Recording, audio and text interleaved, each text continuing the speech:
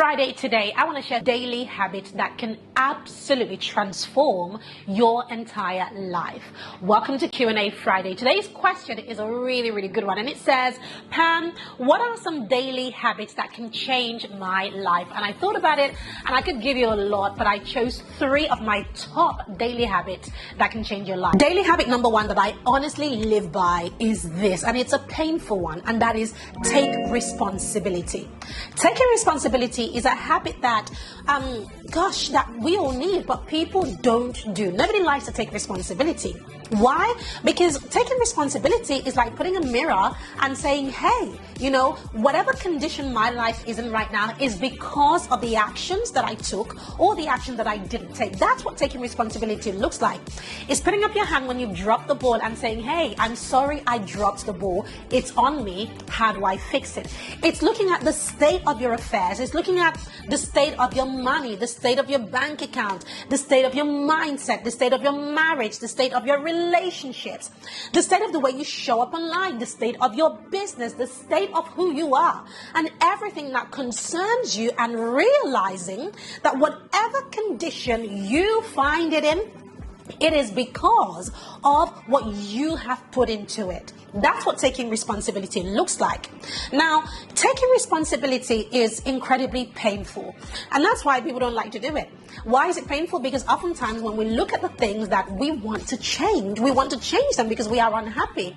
And here I am coming at you and saying, well, the first thing you need to do is take responsibility, which basically means you need to put up your hand and say, it's my fault.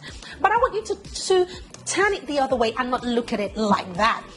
The way that I look at taking responsibility is I look at it as, hey, Pam, it's a learning curve, okay? You can either mourn this situation, moan about this situation, be unhappy, or you can look at it and say, do you know what? Whatever it is that I need to take responsibility for, it's data. It's data that I can use to help me in my life, or whatever area that I'm working on. If it's something to do with my business, I look at it and say, hey, it's data that I can use to grow further in business. If I take responsibility, I get to learn quicker. So that definitely, I would say, is the first habit that has changed the game for me that I would recommend to anybody else.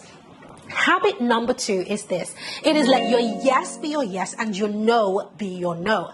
I was at a mastermind call a few weeks ago, and we had to split into rooms and, to talk, about what we do. And it was the first time that I was on that call, and I was the newbie on the block, and you had 50 people there, and I'm the new one. And so I'm in this room with a smaller segment of that group, and they're all looking at me going, and they asked a question, and the question was around, the same things. And in fact, the question was something along the lines of, what is the one thing that you do that you are proud of? Now, I didn't want to toot my own horn and go, I just didn't want to toot my own horn in that way because I didn't really know these people. I wanted to share something that I believe could really bless them. And so this is what I shared. I shared that one of the things that I do that I'm really proud of is that my yes is my yes and my no is my no. And honestly, I was watching them on Zoom and they all just kind of sat up and I thought to myself, wait, what? Don't everybody do this? So let me explain what I mean and how it has helped me. This is a game changer for me. My yes is my yes and my no is my no. What it means is that when you meet me, when you see me, whatever it is that I present is truly who I am. You don't have to second guess. You don't have to think, what is Pam thinking or how is she feeling? I wear my heart on my sleeve. My yes is my yes. But just as my yes is my yes, I'm also pretty good at saying no. And I'm pretty stern at saying no. I have no problems with saying no thank you if there's an opportunity that comes my way and it's not for me, or if I disagree with something, I will say no. And so I've become known as the yes is her yes and the no is her no person. Now, what this does is that it allows me to work a little bit quicker. When I say yes to something, I move on it. So that means that even if I'm tired, like for example, I'll be honest, but at the time of recording this video, I did not want to record this video, guys. Like seriously, I was exhausted. I've had a bit of a tiring day.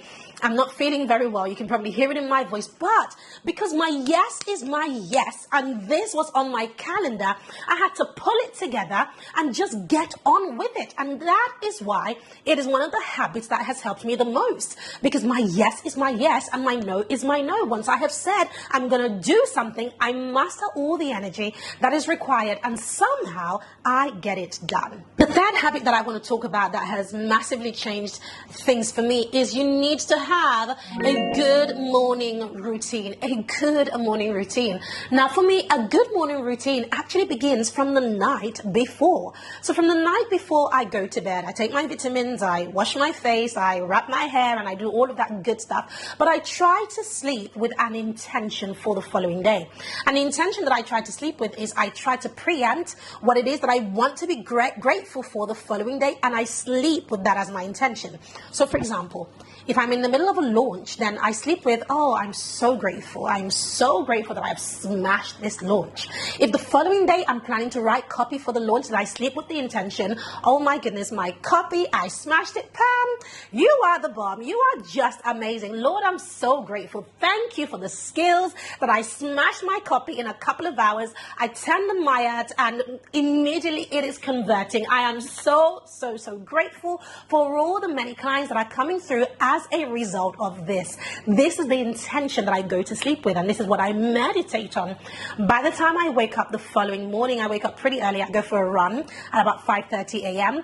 I listen to something that motivates me, or I listen to the word, but I'm always putting something in my ear to remind myself of who I am and to again set the intention for the day. But because I went to sleep with an intention, it makes it very easy to wake up feeling amazing, feeling like I'm ready to take on the world, and literally going for a run, coming back, getting the kids ready for school, and boom, I'm back to smashing my goals. So a really solid morning routine is important. Now, I know I have glossed over that really quickly.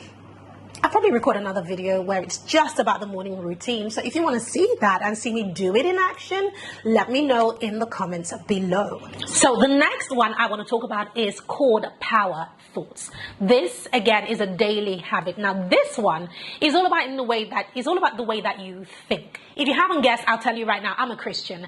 And so because of that, I'm I've been brought up, being brought up as a Christian, I've been brought up to be careful about my thoughts, about my thinking. And I have found, oh my goodness, I have found that any success that I have had, I can literally relate it to my thinking at that time. If my thinking is a little bit crap, my income is a little bit crap. If my thinking is quality thinking and it's positive, my income is the same thing. Not just my income, but my relationship with my husband, my relationship with my kids, my health, my everything, my relationship with friends, family members. So powerful thoughts are thoughts that give you power. Thoughts that motivate you, thoughts that drive you forward and not pull you back. Your brain is always thinking. Your brain is always filtering things and showing you the result of your thinking. That is what it's always doing. So if your thinking is always low vibrational, so if you're always thinking nobody likes me, guess what's going to happen? Your brain is going to show you the signs that proves that thinking.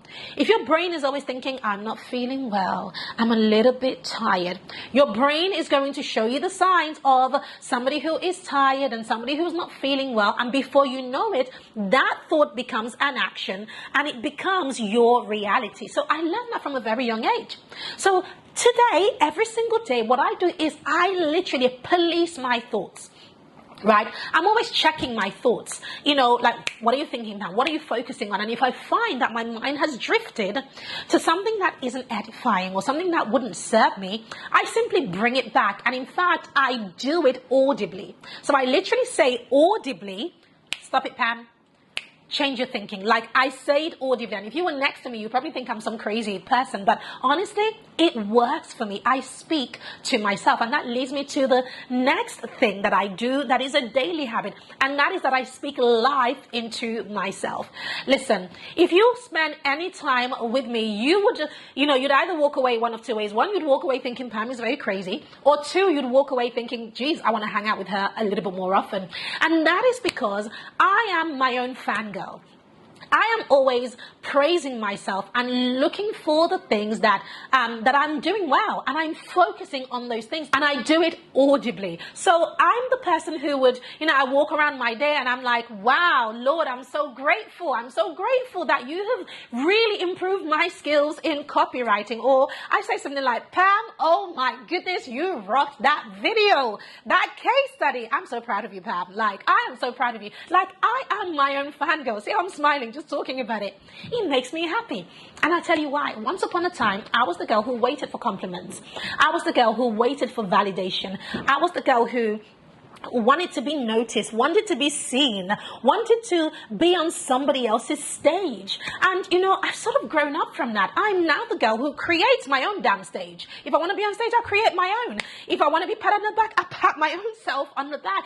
I'm just doing life a whole different way. And it begins by loving myself and appreciating myself and just, noticing the things that I am doing well and falling in love with who Pam is today.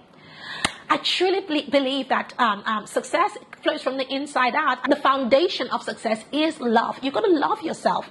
And one of the ways that you love on yourself is by speaking audibly and talking to yourself and fangirling yourself and appreciating yourself and showing yourself gratitude. And all of these things, what they do is that they release those endorphins, those happy hormones in you, and it motivates you to keep going forward. So finally, I want to end with, how do you stay persistent and motivated to continue these habits? Well, I honestly think that is different for different people. But for me, the reason why I stay consistent and motivated is for two reasons. Number one, I truly believe that what I'm doing is my purpose. Right? You can't tell me any different. I truly believe it. I truly believe that one day God will call me and, I will have to account for what I did on this earth. It's my purpose and I'm walking in it, and I just have to. That's number one. Number two, I have goals that are way beyond me. I'm not doing this for me. Listen, if I was doing what I do for me, I would literally not do it. I would stay in bed. I'm a bit of an introvert. I would literally stay in bed with my covers and never even leave the house. Like, I'm one of those people who I could stay indoors for weeks and not even notice. Like, I'm okay in my own space, you see. But because my goals are way beyond me, I'm doing it for my kids. I'm doing it for my husband. I'm doing it for our future. I'm doing it for the dreams that, that God has placed inside of me. I'm doing it for the woman that I hope to become one day. I'm focusing on all of these things, and because my why is greater than who I am today, it motivates me to just keep going forward, because I want to become that person that I see in my mind's eye who God is calling me to become. So that is what motivates me. And I'll throw a third one in there, because it was always there. I love to bless people. That's another thing. And I'm very fortunate to be doing something where anything I do is a blessing in my eyes. It's a blessing when I put out these videos, I get emails, social media messages, and comments, and just things that shows me where, I'm getting feedback that people are being blessed. I mean, who doesn't like to bless people? So for me, again, when I remember that, whoa, Pam, when you record this stuff, people are being blessed, When I record that, I can't get tired. I don't get tired. If I am tired, I get up and I just do it because I love it, So these are the things that that motivate me and that keep me persistent on my goals. So I want to end by saying, you got to find a why that is greater than who you are. A why that is greater than money. I don't even think I mentioned money. Did I mention money? I don't think I did. Because for me, money is so low on the priority. Money for me is as a result of everything else. Like, it's making money is a beneficiary. Like money is lucky that it gets to come into my bank account. I don't know how to explain it. I just don't feel the need to chase after it. I just focus on what I need to do, and I trust that it will come abundantly, that it will flow to me, and it does, it does. So I hope you've gotten value from that. Let me know in the comments, what did you take away from this, and which habits are you working on in your own life? I would love to know.